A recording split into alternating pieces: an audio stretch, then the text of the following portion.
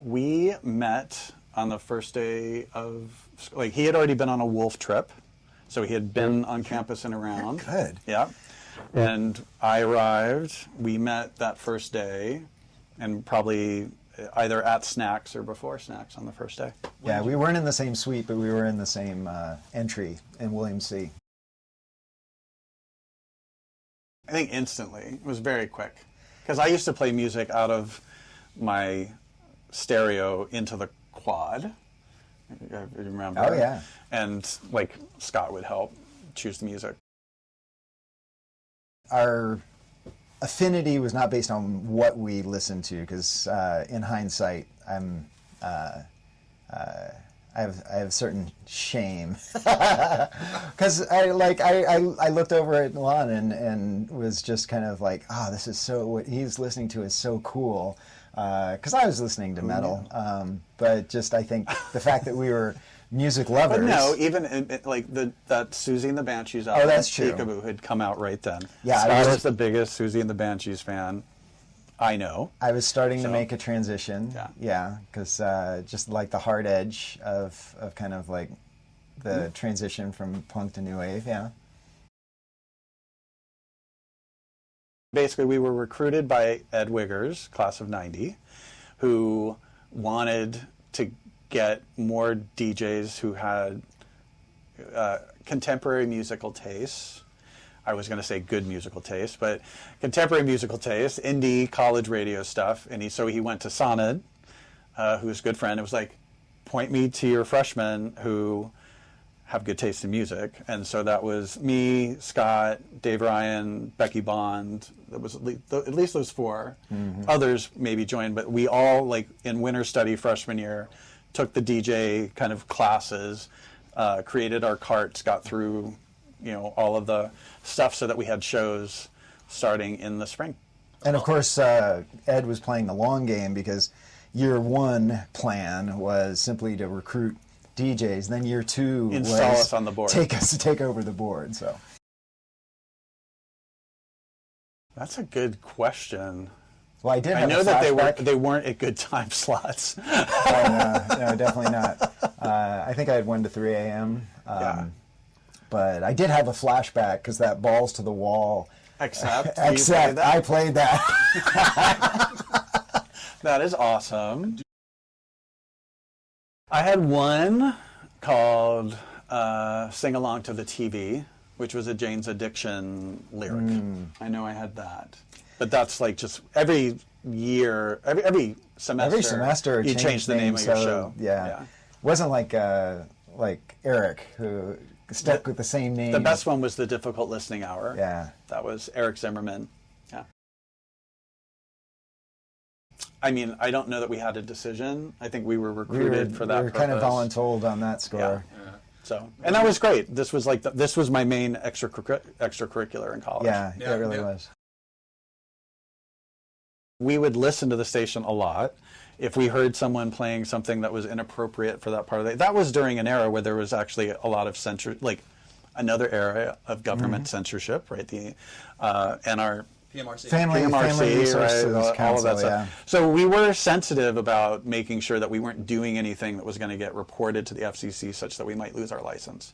So like having to call someone up and saying, no, you can't play Soundgarden's Big Dumb Sex at 11 a.m. because half the words are an obscenity, right? Stuff like that. But, most people took it just fine. Lon was a little bit more of the content police. I was a little bit more of the documentation police, because I was the one who was having to report back to the record labels, because they were hounding me. This was back in the era where there were relationships with record labels, and they were hounding me to, are you putting ours in heavy rotation? And I had to always tell them which rotation their particular favorites that they were pushing were.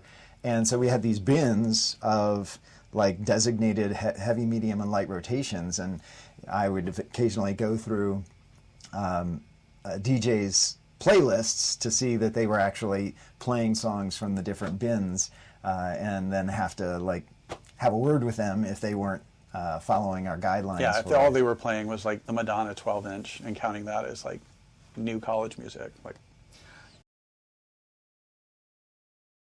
I mean, I think when you're in something like that, you just assume that's how it's always been, right? Like, so I don't think we probably knew that the whole idea of having a new music requirement was basically so we would keep getting free stuff from the labels, right? I don't even know if I connected that stuff. It's only in retrospect where you're like, well, of course, like, we're not going to keep sending us stuff if we're not playing it, right? And so the one way we can do that is make sure that at least 25%, while still being a free format. We were a free format radio. Like, you could hear anything while we were here. But yeah, and looking back, I don't think we knew that we were, but it was certainly nice. It was fun to, like, we got to go to the College Music Journal conference and CMJ, and and that was amazing. Yeah, even though we didn't have a sense of comparison, we definitely knew that we were involved in something special. We were a target market. That was very clear. I mean, over the years, it's been, like, I would say it's been an evolution, right? From being like, oh, you have this weird obsessive kind of hobby, and to also actually recognizing that there's, some of this is about cultivating, a sensibility around music and actually having good taste, as well as defined by you, right? No one can define that, but, and having them, and then also being open to having them introduce you to what they're excited about.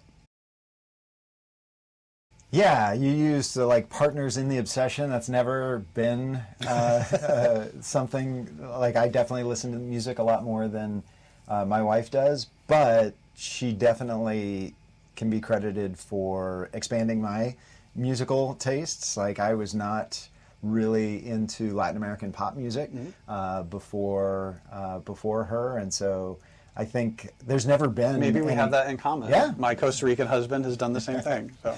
And so it's been... there's never been, like, a frustration or a intolerance of my love of musical experimentation. In fact, I think it's always been appreciated because I do bring music into our spaces more, because I think she's not quite as often doesn't as often have the impulse to, like, if there's no music on, to put music on. Right. So.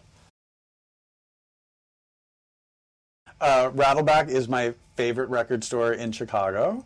I'm routinely impressed by how friendly the staff is, how good the back catalog is, and how many great finds I've found in the kind of new used records. So it's my favorite place to buy vinyl in Chicago.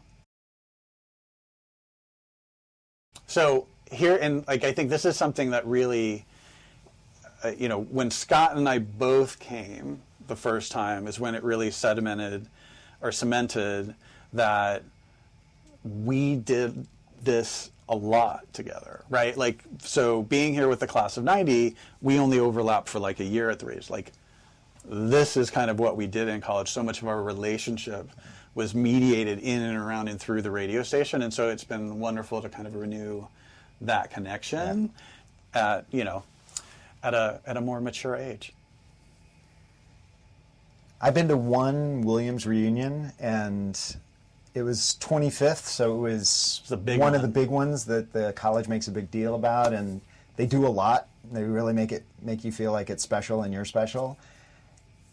And not to knock the reunions, but this is so far and above my experience of just a regular reunion, because I'm spending the entire weekend doing the thing that I most enjoyed doing while I was here at Williams, that I did for the longest while I was here at Williams, with the people that I enjoyed doing it with. So this has just been such a joyful experience. And yeah, it's Lon and I have reconnected. I mean, I don't think we've ever not been connected, but I think that... But this is like, I mean, it's a very kind of concrete way for us to like continue and maintain the friendship. Totally. Which is awesome. Yeah.